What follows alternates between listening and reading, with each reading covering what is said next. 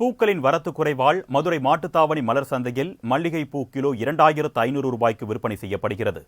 இதுகுறித்த கூடுதல் விவரங்களை செய்தியாளர் மதிவாணன் வழங்க நாம் கேட்கலாம்.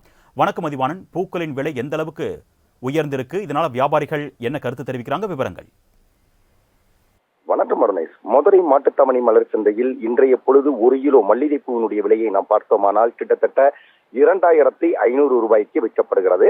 அதே சமயம் நேற்றைய பொழுது நாம் பார்த்தோமானால் சற்று இதைவிட உயர்வாகத்தான் இருந்தது. அவற்றினுடைய விலை 3000 ரூபாய் வரை விற்கப்பட்ட பூவானது தற்சமயம் 2500 ரூபாய்க்கு விற்கப்படுகிறது.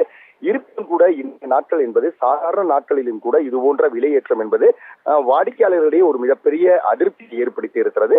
மதுரை மாட்டுத்தாவணி மலர் சந்தையில் தென் மாவட்டம் மட்டுமின்றி ஆந்திரா, கர்நாடகா உள்ளிட்ட பல்வேறு பகுதிகளில் இருந்தும் பூக்கள் வரவழைக்கப்பட்டு மொத்தமாகவும் சில்லறையாகவும் விற்பனை செய்யப்பட்டு வருவது குறிப்பிடத்தக்கது. மதுரை